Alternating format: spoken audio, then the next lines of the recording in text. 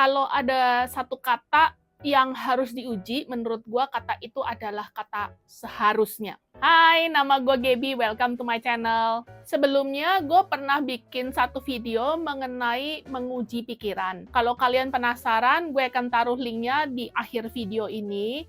Tapi hari ini, gue mau bahas satu kata yang menurut gue perlu juga untuk diuji, yaitu kata seharusnya. Ini sama sekali nggak bermaksud untuk menguji secara tata bahasa, tetapi lebih cenderung menguji secara pikiran. Nah, menyamakan definisi, kata seharusnya biasanya dipakai kalau kita lagi ingin menyampaikan gimana sih yang benernya. Kayak misalnya contoh nih, gue kan, ndut.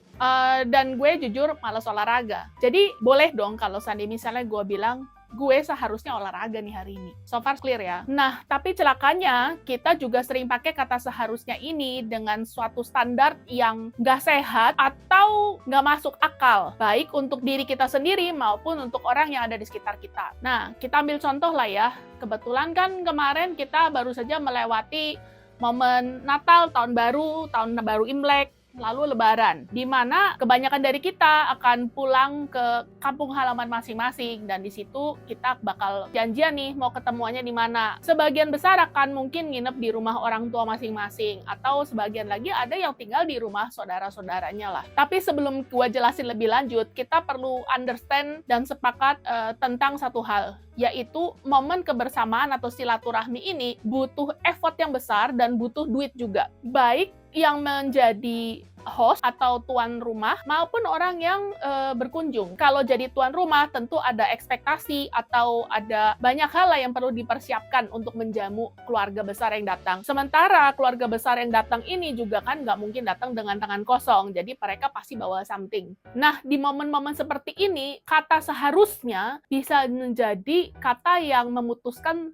tali silaturahmi, alias bisa jadi berantem. Contoh, dia kan udah kerja di Jakarta, udah jadi bos lagi. Seharusnya dia kasih THR atau angpau yang banyakan dikit dong. Atau, Pak suami kok nggak ngertiin banget sih? Seharusnya kan dia tahu gue capek karena ngurusin tamu-tamu dan rumah seharian. Atau contoh ketiga, waktu gue berkunjung ke Jakarta, nih si B sebagai tuan rumah menjamu gue di restoran bintang 5. Seharusnya pada saat si B ini balik nginep di tempatku, aku harus bisa dong melayani sebaik apa yang dia bisa berikan sama aku. Ini rumah kayaknya kurang bagus, aku perlu renovasi jadi 2 tingkat. Ini makanan kurang enak, seharusnya aku bisa menjamu mereka di restoran yang mewah. Kalau perlu aku gadein perhiasan atau ngutang tangga. Berapa banyak dari kita yang pernah bilang atau dengar kalimat-kalimat seperti ini? Dan berapa banyak dari kita yang akhirnya kecewa atau frustasi gara-gara ekspektasi kita tidak terpenuhi?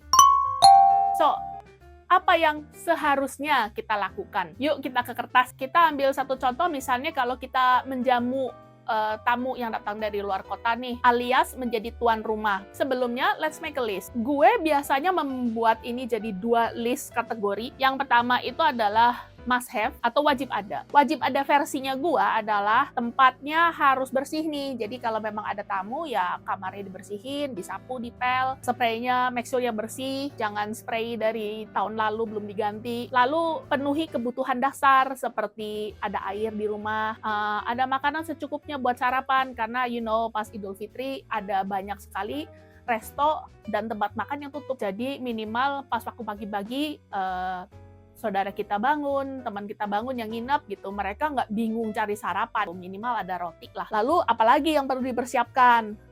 Kebutuhan-kebutuhan basic seperti anduk bersih atau alat mandi, sampo, sabun. Nggak perlu beli baru, biarkan mereka untuk pakai apa yang kita bisa pakai kalau mereka nggak keberatan. Lalu ada list lagi yang gue sebutnya itu nice to have. Jadi kalau ada, akan menjadi lebih baik. Contohnya, kalau misalnya gue bisa masak lontong lengkap dengan side dishes-nya, atau misalnya bisa belilah dari restoran yang lumayan enak, it would be great, karena gue jadi bisa memberikan makanan ini buat mereka. Nice to have lagi adalah menjamu tamu kita ke restoran. Ini juga tergantung seberapa mampunya kita atau apakah budget kita cukup nggak untuk menjamu mereka dan ke restoran yang mana dulu. Kasih THR atau angpau. Kalau memang nggak mampu ya sudah, apa boleh buat. Kamar tamu yang mewah sampai harus renovasi rumah dan lain-lain, ini juga menurut gua nggak penting. Nah, setelah kita buat list tersebut, kita bisa mutusin kan yang mana yang bisa kita kasih sama mereka. Langkah berikutnya yang nggak kalah penting adalah kita perlu komunikasikan hal ini sama mereka.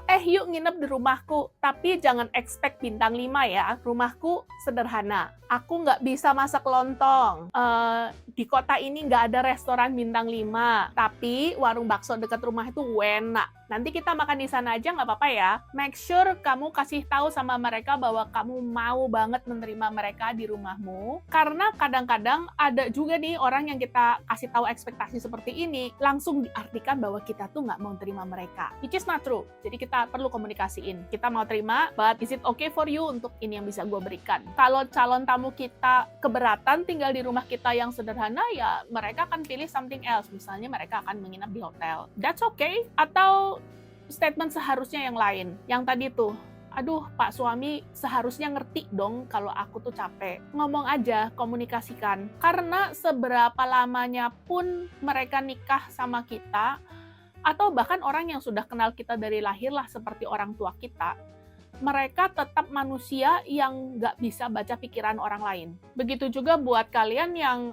ngerasanya, oh kalau ada orang tinggal di Jakarta, seharusnya mereka bisa kasih THR lebih gede dong atau angpau lebih gede. Oke, tinggal di ibu kota itu memang benar, potensi untuk punya gaji yang lebih besar itu ada. Tapi jangan salah, hidup di ibu kota ini kejam. Biaya hidupnya itu nggak kira-kira. Jadi, just because ada orang punya gaji besar, nggak berarti punya uang banyak juga. So please jangan kasih tekanan sama mereka untuk kasih THR atau angpau yang lebih besar. Jadi next time kalau seandainya kita lagi pakai kata seharusnya, uji lagi ya, apakah standar dan ekspektasinya itu make sense atau enggak. Sampai di sini dulu, see you on the next video.